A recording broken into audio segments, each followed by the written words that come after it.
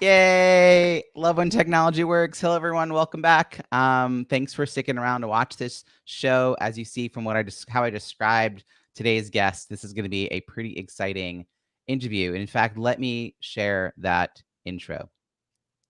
Today's guest believes you can master the art of connection and engagement through the power of strategic storytelling. She's an award-winning storyteller, comedian, and motivational speaker. Her wacky wit and powerful stories have charmed hearts and tickled funny bones for nearly 2 decades. She was a featured entertainer for Holland America Cruise Lines, keynote speaker for the International Toastmasters Convention, and has keynoted numerous major conferences and corporate events. In fact, in 2022, she was inducted into the National Speakers Association Speaker Hall of Fame.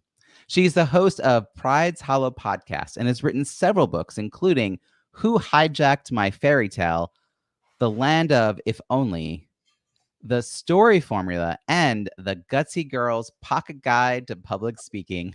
Her one-woman show, Who Hijacked My Fairy Tale, is being booked all over the U.S. Please join me in welcoming Kelly Swanson. Hi, Kelly. Hey, Robbie. Hey, everybody. It's nice to meet you. It's awesome that you're joining us in your place in North Carolina. And as you know, there's a show about building strong networks. And the context, though, is leadership. So tell me, how do you define leadership? And when did you realize you had the skills to lead? Okay. I define leadership, well, in two ways. Number one, there's the leadership that's on your job description and your title and what you were paid to do. But I view leadership as anyone being in a position, a moment of influence. That's how I look at leadership because I believe, Robbie, that all of us, that we're all leaders because we all have those moments when we can impact other people, whether we choose to take them, whether we're paid for them, or no matter where we are.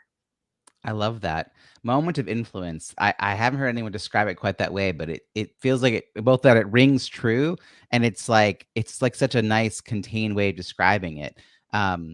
When did you first start realizing you had some of these assets and these skill sets? When I was a storyteller, um, I don't know what year that was. It's too long ago to remember. I thought I was doing it, Robbie, just for the entertainment and the making people laugh and making them feel. I just wrote my stories and I wanted to tell them. But somebody came up to me once and said, I don't think you realize what power your stories have beyond just entertainment. They're empowering people. They are changing the way they think. They're tapping into what their pains are and their desires are and their emotions are. And they're creating a very authentic emotional connection with your audience. And that's where it began to change. And then when I morphed into being a speaker, it even more tenfold. I began to see, whoa, this is so not about me. This is about how I can take that moment I have and influence somebody else in a lasting way. I have to say, I'm curious, Kelly, who you were as a kid, because I have a sense that you've always been who you are. I'm just curious how that showed up as a pint-sized Kelly on the playground. What was that like? Were you storytelling back then? Were you getting your friends together to do plays? Were you organizing people, or were you kind of quietly sitting back watching? Like, what were you like?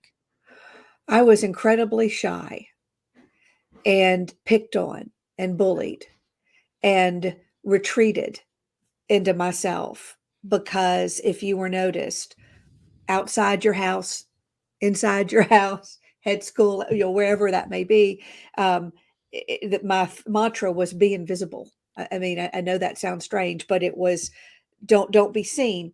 And because of that, where did I find refuge? But in books and in stories and in writing.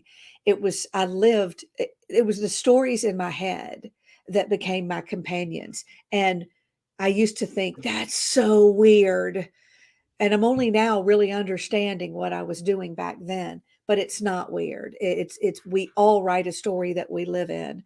And what a beautiful thing that I could find a way to reframe my world, and that would turn out to be my calling, was to help other people do the same. So that was a pint-sized me. I was always silly, funny, in my own backyard. And then college, thanks to Budweiser, came out of my shell a little bit more and trusted, the real me started to come out when I realized that people would But even accept into it. high school, you were still kind of the Yeah. reserved, shy Yeah. girl in class. At Yes. home, people saw who you were, more humor, more life. But Ish. books were your salvation. Books were your retreat and a safe place for you to sort of explore. Yeah. And the characters in my head. Let me, it quickly came out of books and it became I had a whole cast of characters in my head. And I always say, I talked to people you couldn't see. I heard people you couldn't hear. They, they delighted me that they kept me company. Strange, isn't it? But that was Yeah, my world. I mean, honestly, out of all the possible survival mechanisms, that's a great coping strategy, when you're in that awful place of being picked on and you're trying to, I mean, be invisible as a mantra is like a necessary thing in that moment for you, but the fact that you found another way to still show up and find, like you said, these characters sort of came to you and kept you company. When you were 12 years old, did you have a sense of what you wanted to be when you grew up? Was there like a path laid out by your family or by expectations? Were you going to go to college? Were you going to go to work? What were you going to do? Get married Get married. and have children. Yeah. That was it. Where were you growing up? Uh, Georgia Mhm, and then North Carolina. And I don't put all this on my parents or mhm. our traditions or the lineage of, the women that had come before me. I don't know I don't spend too much time trying to figure out where it came from, but I joke and say I had no ambition to go. The career was not, I wanted to be a mom. I wanted to raise my family. And I'm not saying it's not important, but that's all that was, I had no idea that any of this was coming. None. Was college even part of that plan, or did you think you were just gonna No, I didn't know what I or wanted to do in college marry? either. You went to find a Mhm. husband, and I Yeah, didn't. And again, I kind of joke because I bet my parents would go, "No, wait, wait, wait. We would have been okay if you whatever." But um, no, I floundered in college. I didn't know what I wanted to be. I never knew what I wanted to be. Outside the home. And somebody said, well, major in English. You can go do a lot of different things with an English, with majoring in English. And well, didn't I love that? Because I was all about books and words and whatnot. And so I just, no, college was really just about, getting through it. And college for me was more about acceptance and finding out that there was going to be a whole different group of people who would accept me for who I was. And college was where I learned I was funny and I became the class clown. I became the one, you know, uh, dancing and performing for everybody. Does that make sense? yeah. Having a good time. People Yeah, started to see you. You stopped being invisible all the time and being seen more for who you were. Did you feel like you were being you, or did you feel like you were acting a part to be seen and appreciated by the people in college? both. If I could go back, I would go back to myself and say, you don't have to perform all the time to be liked. Because when you're funny and you're the class clown and you do that trick or that and everybody laughs and claps, then you think, oh, well, this equals worth, this equals acceptance, this equals be this. So you do you I yeah, I found myself playing a part. However, it really was me. It was just one side of me. Right. So did you say earlier that you found the husband at college? That happened? Nope. Nope. No. No. Okay. So Later. Much, there much was sort of later. the vague plan, but when it was you graduated with an English degree, what did Well, you do with it? a series of jobs, what do I want? Do I want to be this? I was in sales, I was in this, I was in that. And I ended up working in a family business, which that was nice and easy to kind of slide into that. So I ended up after years, of trying different things, just working for my father and, being an office manager. It was a company that sold air conditioning and power supplies to data centers. So I just did office stuff, you know, order taking, whatever, took out the trash. But that's when storytelling entered my world, was during that time because I would go answer phones and be practicing my stories and, my father used to laugh and say, you get back to my office and you can't remember who's on the phone, but you got 27 people in your head, and their stories. And so at that is, well, I don't know if you're going to ask me that, so I won't ramble down that road, but that is where me being a storyteller started to enter my world. Well, yeah, the natural question I want to ask you then is who introduced the concept of storytelling to you? Because like speaking for like a living, like that's something that we don't really understand that's a thing. So when did you realize that storytelling wasn't just something you did with your friends? Was Right. something And, you and could I do more? always did it. So I was doing it, but never thought it would be anything. Mhm. Still through college, I was hiding my stories and my characters, and and they were just what came out of my head and danced on paper, just me and them together. That was it. And then uh, in the series of getting all these jobs, blah blah blah blah blah, that's what it was. I took a writing class at a community college after college. I don't know why, just for fun, but a bunch of teachers were taking it. That was the catalyst. That was the moment right there. And we had to read a story that we had written to the class. So I brought one of my stories up, and they said, "Wow, your story is so good, but the way you tell it is even better." And Robbie, I don't know how I was doing it. I didn't have an acting background, didn't have a theater back. I'm just telling it because they're very real to me, and I'm their narrator.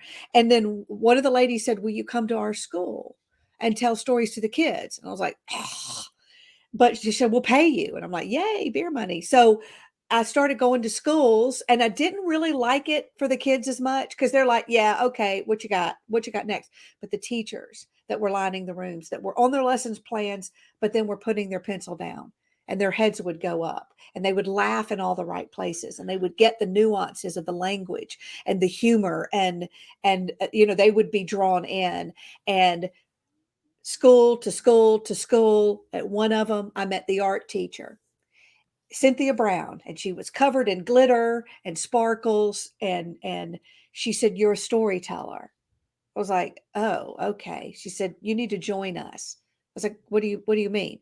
She said, "We have a North Carolina Storytellers Guild. There's a lot of us out there. Come join our world." And so I joined, and they made me secretary in the first meeting, note to self.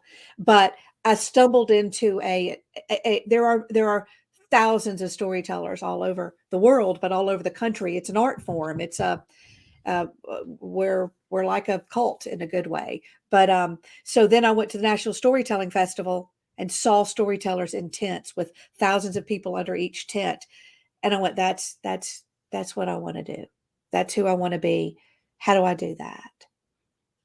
Yeah, it's amazing to get that invitation into that world where you start to see like, I remember my first time going to the National Speakers Association, and that's how you and I connected. It was in 2015, and the how amazing I don't know how to say it, but, like, how amazing every speaker on the main stage was and how different blew me away, made me really emotional because it was this moment of homecoming, of like, "Oh, like, this is amazing." Like maybe you see one good speaker at a conference, maybe, but like here was like every single one. And so for you to go to the storytelling festival and then see these people like hold thousands of people's attention, and bring them along in this amazing journey that's was came from their head, you suddenly realized like just how big this could be. And it was only about the story there. It was, I learned the art. I watched, I soaked it up. I saw how they added music. I saw how they added humor. I saw, wow, the difference in writing your own and using your own personal experiences versus getting something out of a book. I learned a lot. So when I came into the speakers world, into NSA, and that was very overwhelming for me, and quite intimidating, because I'd gone from this kumbaya, everybody's story matters, you're a sellout if you try to make money doing this, to the speaking business. It was like, but I came in with this skill set and this perspective. And one of the first things I thought is, wow, why aren't people paying as much attention to the stories in their speeches as they are everything else? I was now this is 20 years ago, but I was very surprised at how little emphasis was placed on story, or the perfecting of it. Even now, I sometimes struggle because I crave people who want to work on the craft as much as I do, and it just seems like they're not in abundance. Mm-hmm. Well, considering that storytelling to kids wasn't your thing, but storytelling to adults was, and there's probably not as many spaces to do that. How were you making a living initially before you found speaking as a profession? I had a day job. Yeah. I was working for my father, and then, so I had a, 40-hour-a-week job telling stories on the side, and talk about weird, trying to get people to pay me as a storyteller. I mean, I had it people like, "How'd you do that?" I was like, "I got a card in Staples and typed it on in." I mean, it's a hard sell.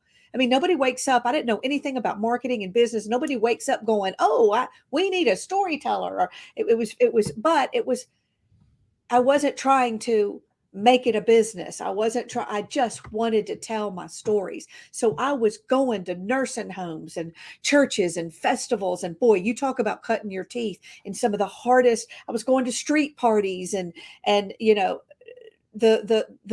to this date, some of the hardest venues I've ever been in, just to get a chance to get up and tell another story. It reminds me of folks who I know a lot of professional speakers who've gone on to do stand-up comedy to really hone their craft. And it sounds like there's some overlap because again, like the audience is waiting to be entertained. The audience is like, yeah, yeah, show me something I haven't seen before.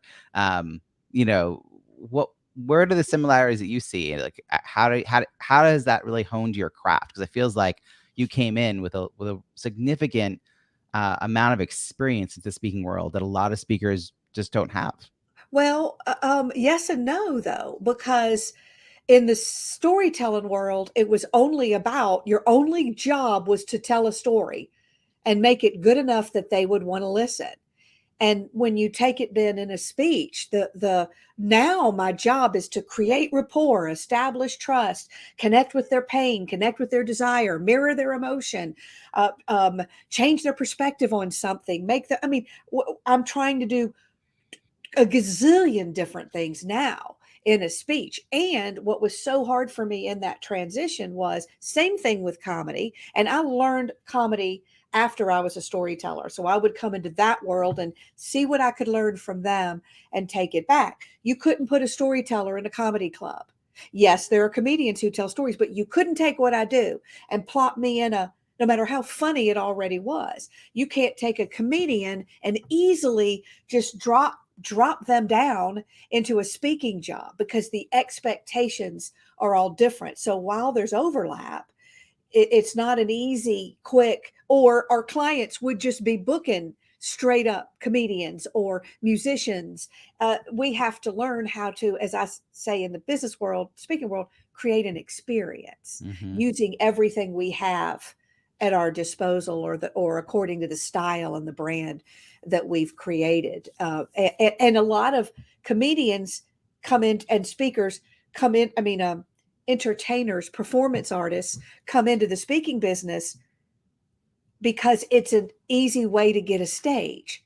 That was my path. It was an easy way to get a stage, Mm-hmm. easier than a comedy club or a cruise ship.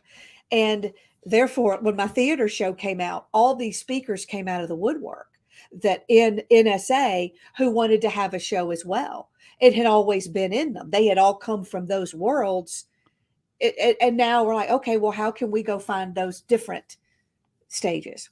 Yeah, and folks should definitely go to your website. You got a great clip from Who Hijacked My Fairy Tale, talking about your time selling stories in nursing homes. Yeah. Yeah. It really brings you right there.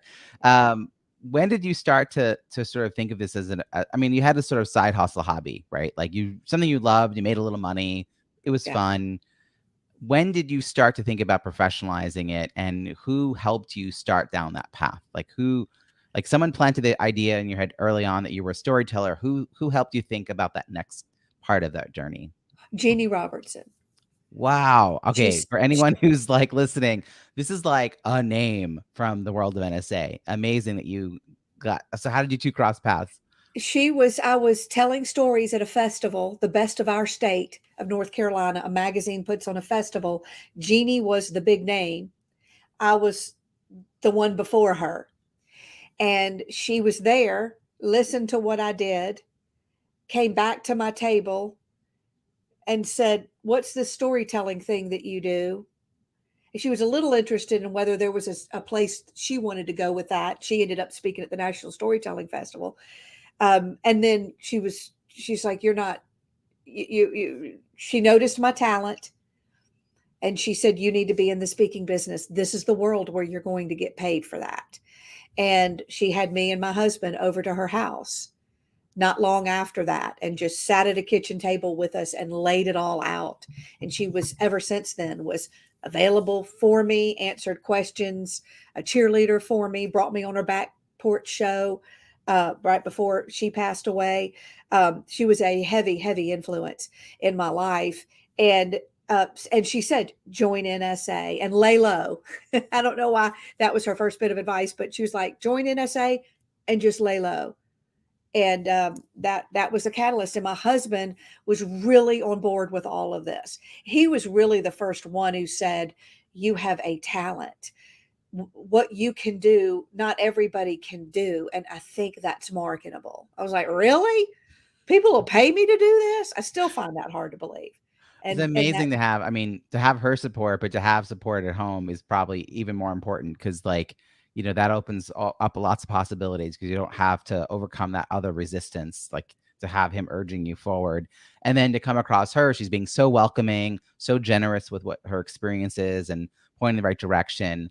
And really like telling you to just get in there, just start showing up and just, I love this idea of like lay low. Just don't raise your hand and become a secretary on your first meeting. right, right. Well, and let me also make it clear.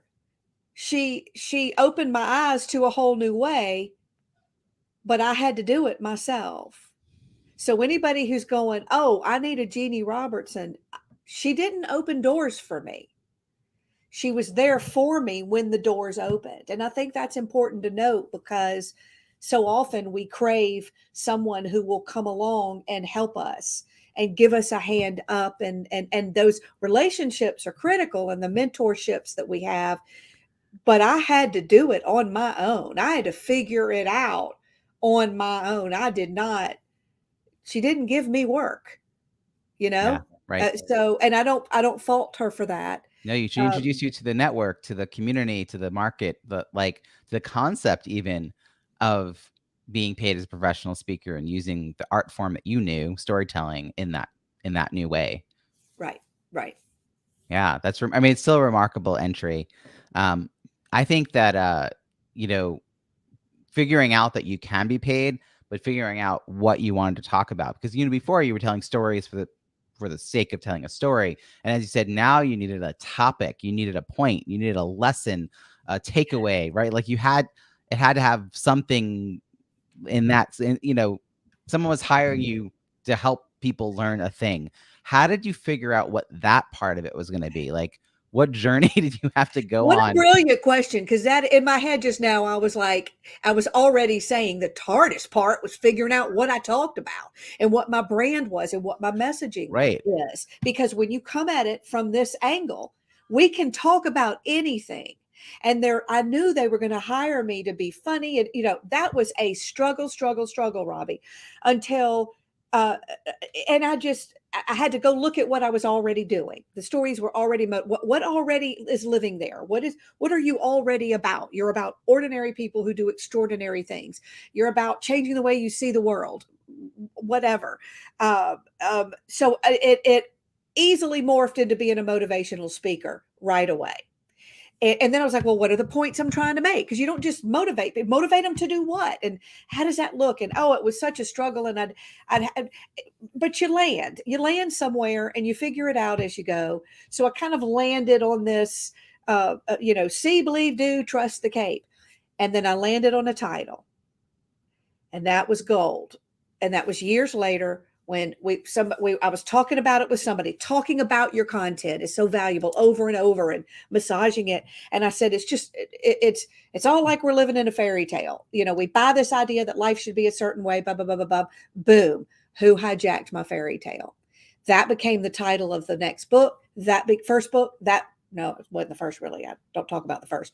That became the first keynote. It later, 20 years later, becomes the first theater show. It was a very good title for the time. Clients loved it. Women's groups glommed onto that theme. Somebody told me early, Colette Carlson told me early on, you're going to be about story. That is going to be your thing. Because, Robbie, what was happening from the first convention I went to, I did a breakout session. People are like, oh my gosh, I can't believe you're bold enough. I guess that's not Jeannie's idea of laying low, but I did a breakout session, and quickly I began to attract speakers who wanted to know what I was doing and how I was doing it. How are you telling those stories? And so at that, almost immediately, I began helping people with theirs.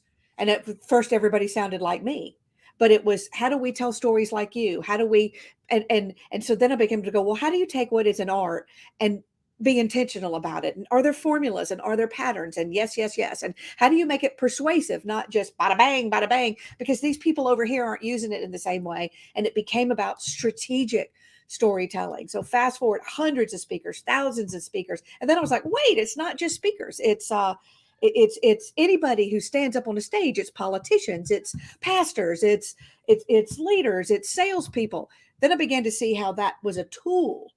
And that person who said, you're going to, when Colette said, you're going to be all about story one day, she was right. Because X number of years later, when I hit the wall on how much money I thought I could make as a funny motivational speaker, I realized I was either going to have to double my bookings because the market value wasn't as high, or I wasn't as good at it. They weren't paying as much for that. And I was loving it, but I was killing myself. And I was like, you're going to have to create another stream of revenue. Mm-hmm. And so I began to create a keynote around the power of story and how to teach people what I did. And that was more marketable. That turned into story driven leaders, story driven salespeople, story driven influencers, my book, The Story Formula. So I had this double blessing of getting to be the artist, but getting to teach what I know as an artist. And it's been hard, Robbie, because I want to hang on. That is who I am, first and foremost. I am an artist who tells stories, and I can tell you how I do it. And I have a way that you can learn that. I will never look corporate enough for what some corporate groups want. And I finally had to come to a place now in my 50s where I'm like, you know what? I'm okay with that. I've created this thing here, but I can't be everything. And I already have brand ADD. When you look at my website, I can't be all of these things, but they all fit neatly under the package of story. So there you go. That's how that morphed into Wow. Yeah. content. And boy, I have a ton of content around story, to the point where sometimes I go and there's no show. And there's 2 days of, we do story makeovers, we go deep into them, we rework them, and the performer never even shows up, which is a weird thing for me. I was like, whoa, but whatever, I'm still in that ringing that bell stage of my career. So I'm welcoming it all. I really appreciate that. Was quite the journey you took us on. I mean, it's basically like covered the first 15 or so years of you figuring this out. And I do think you came at it from such an interesting angle where you have this talent to speak. And now it's a question of, well, what am I going to speak on? Um, how did you know what a motivational speaker was? Was that NSA influenced? Yes, I did not grow up listening to motivational speakers. That was very new to me. In our family, they would scoff at that. They still do, like, what, that's a bunch of bull is what my dad says. So I wasn't really familiar with it. Then when I came into NSA, the day of the motivational speaker was sort of going down. In fact, most people said, do not call yourself that. It was kind of a joke, if I can say that. And you were almost looked down upon for being the motivate. It was content is king. However, I was married to a man who was a computer guy who was who studied SEO when it first came out, and who figured out how to get us on the first page of Google, above the fold, organic. Again, this was a long time ago when you could do it. Can't do it now. And that's when my phone started ringing off the hook. So he knew how to go get that traffic in the very beginning, which is really what took off and allowed, because I don't pick up a phone and do cold calling. I don't know how to do that. But that brought traffic to my door as a motivational speaker and as a funny motivational speaker. And I was laughing all the way to the bank while people were saying, don't be one. It was, and I think even now, an incredibly, what is an often searched term on the internet. So we were just gobbling it up and they were finding me. And this was that tipping point. Before that, you had your bureaus were really locking in all the, all that business and work, and the internet opened it up. And now everybody could find us directly. I was just in the perfect place, the right Yeah. place at the right time for that perfect storm. But no, people told me not to be a motivational speaker. And then I turn around and everybody else starts putting it in their titles. Then everybody became one. I was like, crap, I shouldn't be so free with my advice. Now I got people competing against me who aren't even. And then I would say, now wait a minute. There needs to be something that qualifies you. I mean, I know you get to claim it. There's no vetting process in this, but I mean, we can't just all call ourselves motivational speakers. It means something. It means something to me. Yeah. Well, it's so interesting. There's the what professional speakers say, and then there's all the buyers out there, like the bookers and the meeting professionals who like what they're the people that they're like reporting to, the words those people use, they're not in the know. Like they're not meeting people, they're not meeting professionals, the people who are like decision makers higher up. So what's in their head is, oh, we need somebody motivational, yeah, let's get a like it's funny how we have our own sense of, oh, TEDx, that's, I mean, I've heard that, like TEDx, it's all been done, whatever, like, oh, everyone has a #1 bestseller, international, yada, like, but still the decision makers, these things make a difference, and you had the right place and time as far as the SEO. That's brilliant. I love these stories of being on the cusp of something. Yeah, It's, yeah, so you can't go repeat it. Robbie, you're brilliant though in bringing up that point. You are so correct. Every bit of criticism that has caused me angst in my business, or the majority of it, I would almost say every bit, has not come from my audience or my buyers or my clients. It's come from my peers. And mhm. you make a really important point is don't go ask your friends what you should do. Go ask your clients and your people in your audience.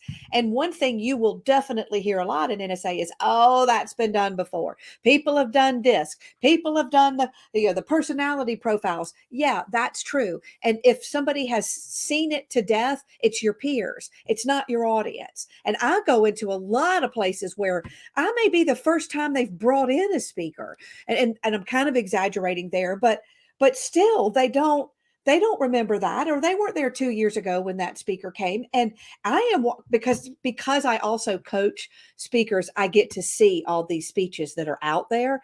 I'm amazed. There was one recently where this woman she did DISC and mixed it with something else, but she did it in her own way. It was even what I would not have defined as a keynote. I would have said, oh, that's a workshop.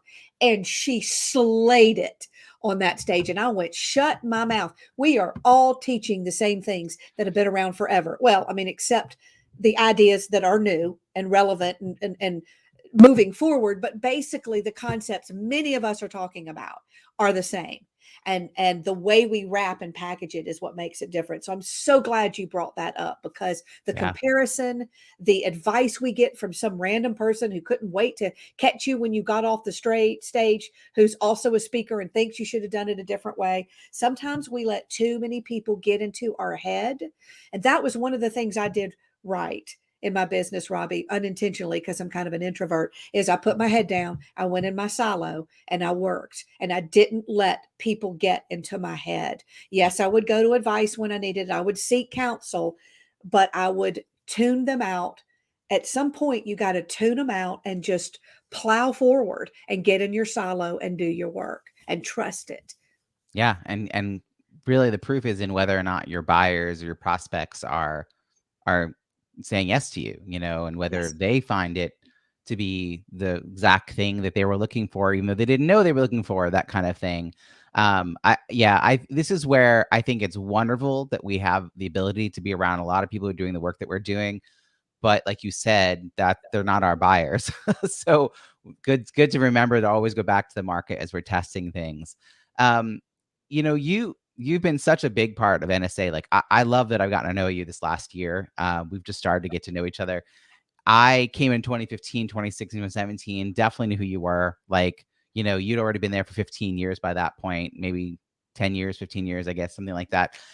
What's your journey been like in the industry? Like you said, you kind of went from doing your own thing, then you started teaching other people what you were doing. You had put on a show.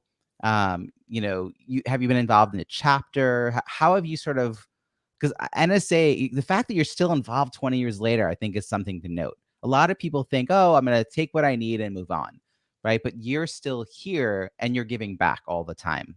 Even from your very first time that you went, you've been giving back. What have your sort of experience been with that? Yes, and I believe in giving back and selfishly, when people know your work, then they know how to recommend you, they know how to refer you. It's just it makes sense of all those relationships. And I give back the way I like to give back is to teach what I know. And so I've gone to chapters, most of them. I mean, there's only a handful I haven't been to, and some many times. And I've done breakouts and things at NSA, and that I haven't served. I've done stuff with my chapter, but I don't anymore. It just got to be too much. I'm gone too much. And, but there were years in the beginning where I was very involved in my chapter, and, but I don't serve in a deeper level. I'm not on the board. That's just not something, I like to be in a surface level. I don't want to know too deep what's going on behind the scenes. I'd prefer to be blissfully ignorant in that regard. My experience also in NSA, shy kid, characters in my head, became a storyteller. This is what I want to do. I want to take you to Pride's Hollow. I want to tell you that Harriet learned to drive her Buick, that Old Man Withers left everybody money, that blah, blah, blah, blah, blah. That was what Jeannie saw me do all those years ago, and knew that was my zone of genius or whatever. And I took one look around NSA the first time I walked in and saw everything that I wasn't. And I went, oh no, because what I envisioned is very different, and it's weird and it's unusual. And I'm about to fully embrace it right now, but it was not the norm. And it was definitely not what you saw every time. I'm hanging out with trainers and consultants and people who built train the training businesses. And that's intimidating because you start to become like the people you hang around. So I took one look and said, they don't want Pride's Hollow. They don't want the characters. They don't want this. I buried all of them.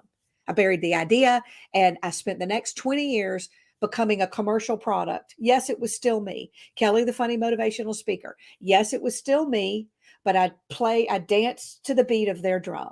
I said, okay, this is how you do it. And maybe I needed to do it to get money, to look enough what the part to get the door opened.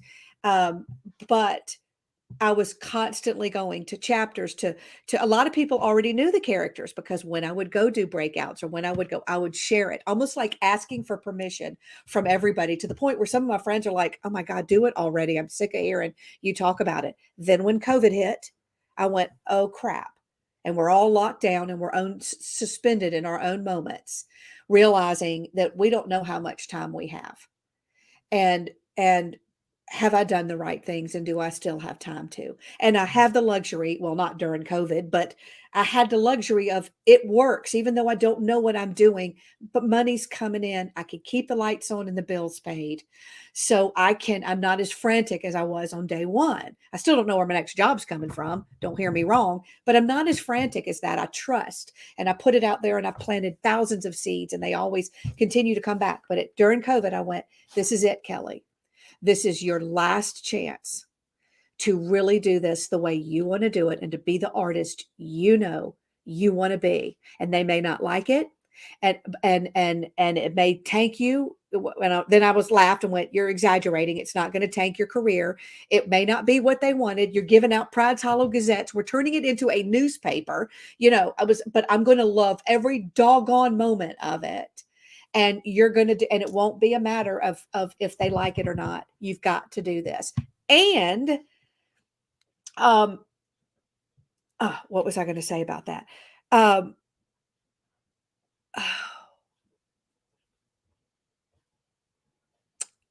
the thought just went out of my head. It'll come back in a minute. But I made the decision that I'm going to embrace this brand. Every keynote I give is going to be this way from here on out. The content is still there. It's going to be the next theater show. I'm loving every moment, and I don't care if anybody. In the middle of all of that, Yes. that big decision that you made is when you were nominated to be in the Speaker Hall of Fame. So that must have been really, like, just feel like very validating. Like, obviously, it was built on 20 years of people knowing you and not just the last couple. But you stepping out and doing the thing that you loved as an artist did not take that opportunity away from you for being recognized as the exceptional speaker that you are. You're right. And what's so ironic, Robbie, is that many people said what they appreciated about my body of work and my career was that I had done it my way. And because even in my own way, it was different, it was unique, it was not like the others did it. And I had several people who have seen my career all throughout the years say, you gave us courage because you're doing it your way. You're going to wear the sequins and the feathers. You're going to talk to yourself in a mirror. They validated that even doing it the way I thought they wanted me to do it, it was still unique and authentic and still didn't look the part. And I love it. I love it. It was to be honored. I don't make it more than it was.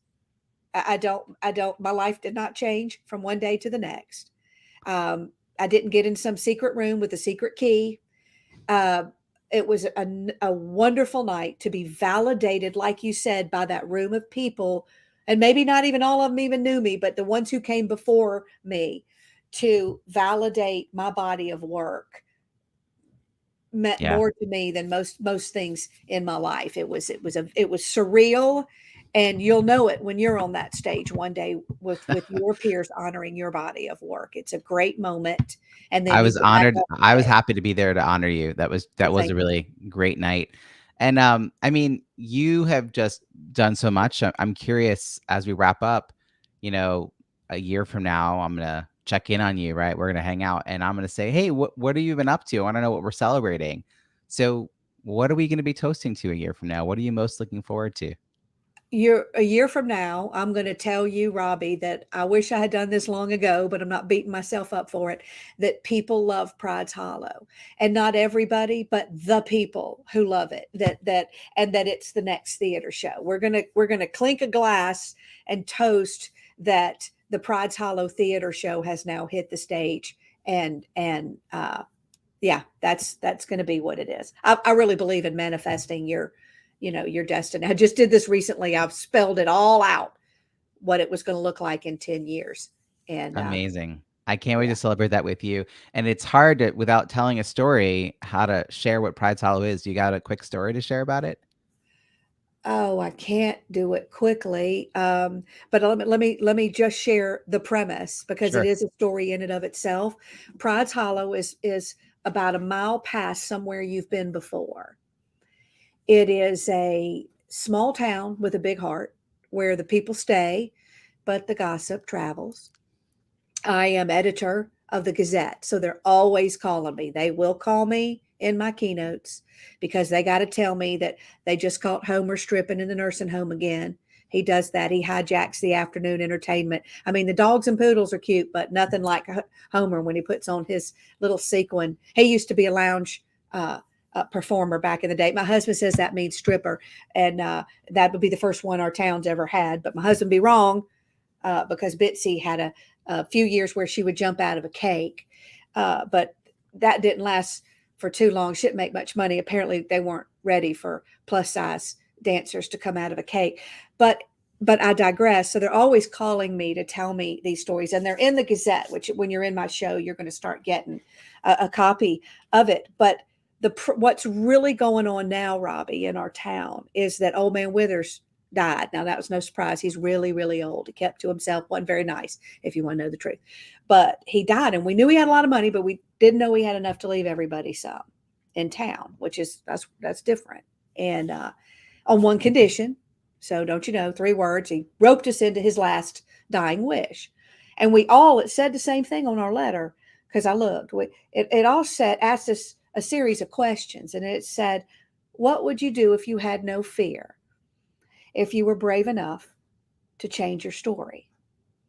And so to get our inheritance, he's asked us to all go do something brave. Now, some people knew right away, like Harriet and Nat Buick that was sitting out front, that her kids were coming to pick up and go sell since her husband died because she never learned how to drive. And Ed Jenkins learned what he would do when his kids begged him to go jump in the leaves, which you might not think is a big deal. You got to hear the whole story. Pearl, who works the queen of the laundromat, she's got agoraphobia, and she learned through something that happened by accident, actually, what she would do if she were brave. So there's all these stories of what everybody's doing to get their money, and that's what I come to my audiences to do, is to share. There's episodes online. I will never run out of. Somebody says, "Will you ever run out of those stories?" I was like, "Are you kidding me?" No, there No. was never an end to what you would do if you were brave. And when you hear the stories, it's kind of like Garrison Keillor and his Lake Wobegon. It's got that. I'm starting to add music, and I got my little old timey radio that's going to be on the stage. So you'll turn on that bluegrass. Someone will hate that, music in the background when you hear the stories. And then I'll end with telling you, this is kind of a spoiler alert, but I'll tell y'all anyway. If you see the show, it'll still be just as magical, or the keynote, because I'm doing the show as a keynote for now and until I get it worked out. But at the end, I say, well, there's one story still left to be told. And oh, this is what I was trying to remember back earlier. And I tell my story at the end about the little girl with the characters in her head who was afraid to bring them out into the light. So, Robbie, I believe that things in life and in our careers often happen for a reason, in the timing that they're supposed to happen. And while I may have wanted to have rushed my career, or maybe I shouldn't have definitely shouldn't have hidden who I am, at the right now, it is the story. Mm-hmm. This is the story, is the little girl who put her characters away and decided to bring them out, weaving into a beautiful ending message to you listening, and to y'all listening right now. What would you do if you were brave? Would you come to the end of your courage and see what's on the other side? And that's why I'm here, is to help you find out. So I love it. There you go. You didn't get a story, but you kind of got I got a story. I got a sense of it. Yep. I've heard you say a lot of this before, and I wanted to make sure those listening knew why to tune in to what you were doing. In fact, how can people find you and follow your work? I think the best way, which will require a little effort because you have to set up a profile, but you're younger, you young people won't mind that, is to go join my story community. You go to storyimpactnetwork.com, storyimpactnetwork.com. It's for those of you who are listening who are familiar, it's a Mighty Networks platform where I can just love on you and share stuff with you without all the clutter of things that social media does. Sorry about that. That's my alarm clock. I thought it was going to be someone calling you to put a note into the Gazette. No, Earl, I'll call you back in a minute. But that's the best place to find me. If you don't want to go to all that effort, just Google Kelly Swanson, storyteller, and you can go to whatever channel. Great. Well, we'll also have a link to your website, your podcast, LinkedIn, Instagram, Twitter. We have all that in the show notes at ontheschmooze.com. You can head over there to find out how to connect with Kelly, and I highly encourage that you do. Kelly, this has been really a fun way to spend the afternoon. Thank you for hanging out with us. Hey, thanks for having me. I appreciate it.